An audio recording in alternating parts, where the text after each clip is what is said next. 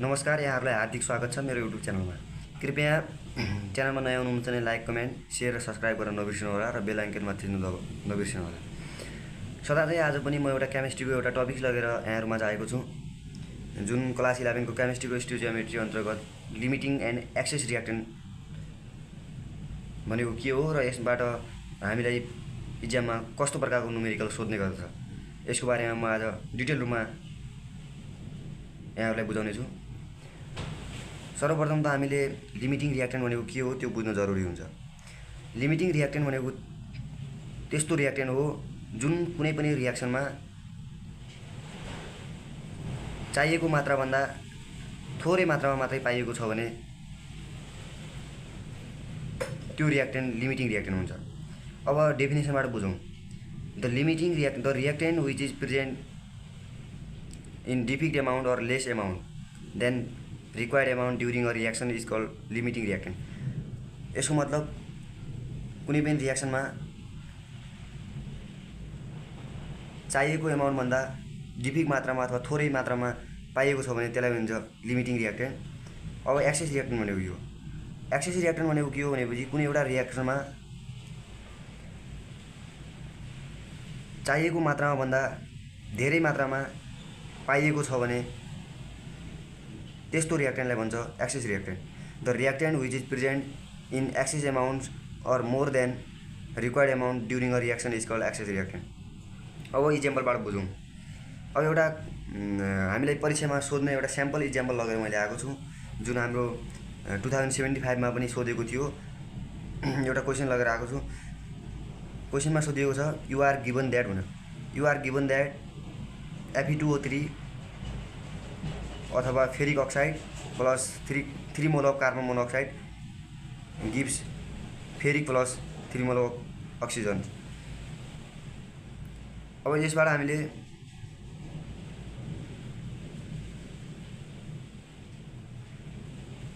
दिएको छ कि the reaction is carried out by mixing 130 gram of Fe2O3।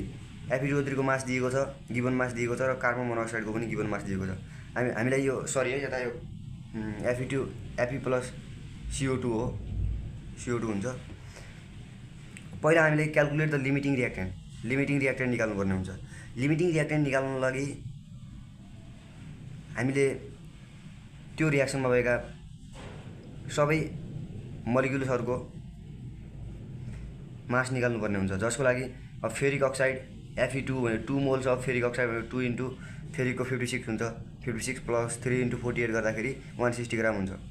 अब त्यस्तै कार्बन मोनोक्साइडको कति हुन्छ? कार्बनको 12 हुन्छ र अक्सिजनको 16 हुन्छ।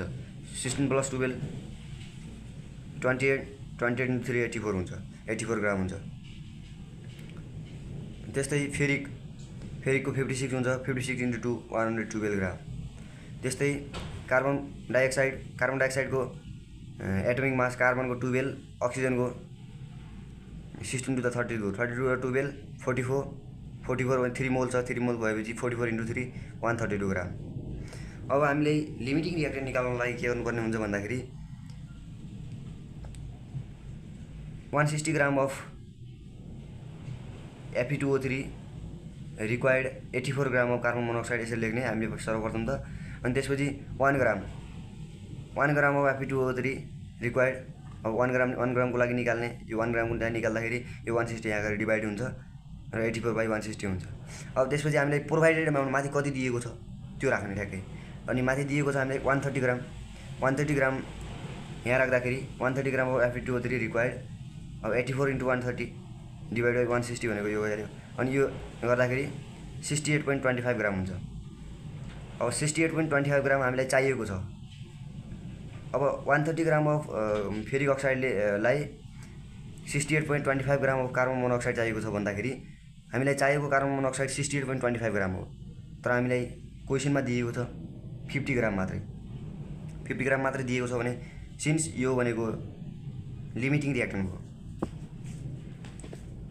Since the required amount of carbon monoxide is 68 gram but provided amount only 50 ग्राम, मतलब कार्बन मोनोक्साइड हामीलाई 68.25 ग्राम चाहिएको छ तर प्रोभाइडेड हामीलाई दिएको छ 50 ग्राम मात्रै। त्यसैले so it is a limiting reactant. अब हामीले 1 नम्बरको क्वेसन यदि गर्दा भइहाल्छ। हामीलाई 2 नम्बरको लागि सोध्ने गर्छ यो। अब यस्तै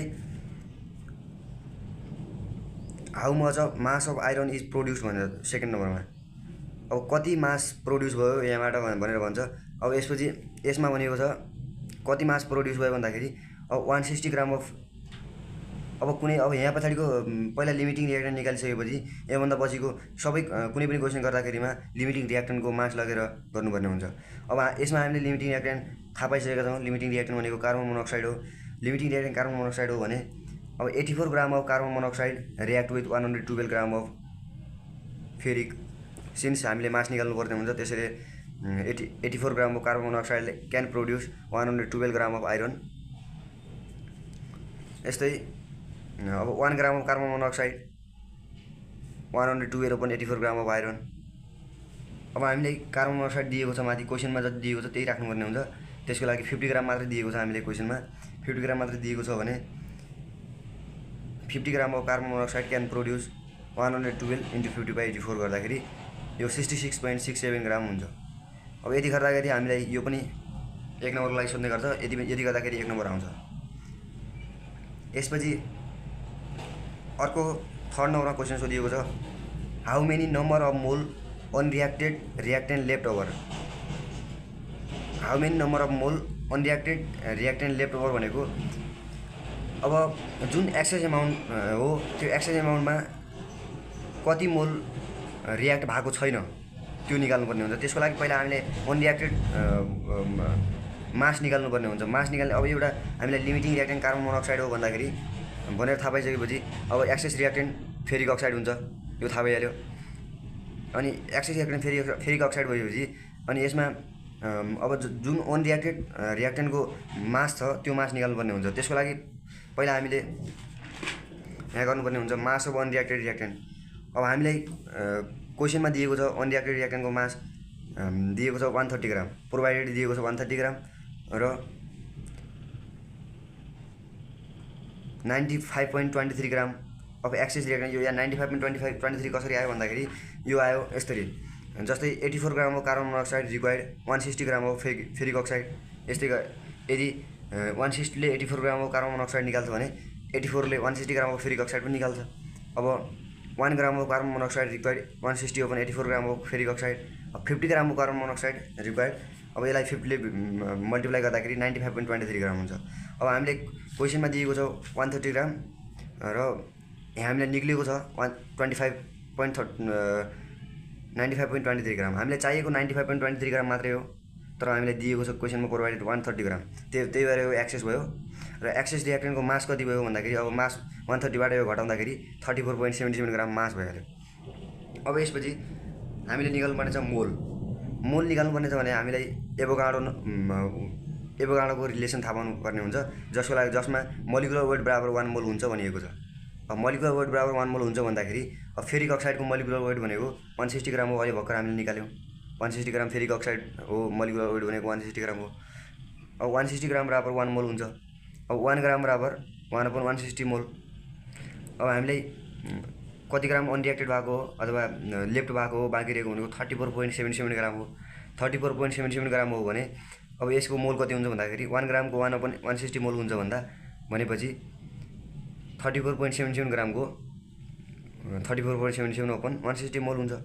अब यसले गर्दाखेरि यसको आउँछ 0.21 मोल हो। Since unreacted reactant mole of unreacted reactant भनेको 0.21 मोल रहेछ। यो पनि 1 नम्बरमा सोध्ने गर्छ। अब यसपछि लास्टमा फाइनलमा एउटा क्वेसन सोधिएको छ यो 2 नम्बरमा सोध्ने गर्छ मेरो विचारमा।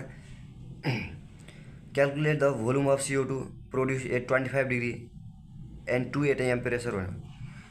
अब हामीलाई कति मास अफ कार्बन डाइअक्साइड निस्केको छ त्यो निकाल्नुपर्ने हुन्छ। यसको लागि सर्वप्रथम त कति मास अफ कार्बन डाइअक्साइड निस्केको हुन्छ भन्दाखेरि अब यो रियाक्सनमा 132 ग्राम अफ कार्बन डाइअक्साइड निस्केको छ। 132 ग्राम अफ कार्बन डाइअक्साइड निस्केको छ भने अब यसमा कार्बन मोनोक्साइड 84 ग्राम छ। 84 gram of carbon monoxide can produce 132 gram of carbon dioxide. अब 84 किन राखिएको भन्दाखेरि यो लिमिटिङ रियाक्टेन्ट हो। लिमिटिङ रियाक्टेन्टकै काम गर्नुपर्ने हुन्छ हामीले यसमा। लिमिटिङ रियाक्टेन्टलाई राखेर गर्नुपर्ने हुन्छ। त्यसैले 84 gram of carbon monoxide can produce 132 gram of carbon dioxide. अब यो हामीले कार्बन डाइअक्साइडको मास निकाल्नलाई गरिरहेको छौँ। अनि 1 gram of carbon monoxide can produce 132 by 84 gram carbon dioxide. अब हामीलाई क्वेसनमा दिएको छ 50 ग्राम मात्रै छ कार्बन मोनोक्साइड। 50 ग्रामको कार्बन मोनोक्साइडलाई 132 upon 84 into 50 gram of carbon dioxide. यसै गर्दाखेरि कार्बन डाइअक्साइडको वेट आउँछ 78.57। क्यालकुलेसन गर्दाखेरि 78.57 ग्राम वेट आयो। यो भनेको गिभन मास भयो। अब हामीलाई एउटा रिलेसन थाहा छ, जुन रिलेसनलाई भन्छ आइडियल ग्यास इक्वेसन अथवा PV equals to nRT। P भनेको प्रेसर दिएको छ हामीलाई 2 atm। अनि V भोल्युम दिएको छ, भोल्युम हामीलाई निकाल्नुपर्ने हुन्छ। भोल्युम निकाल भनेको छ। अनि हामीलाई दिएको छ टेम्परेचर 25 डिग्री सेन्टिग्रेड।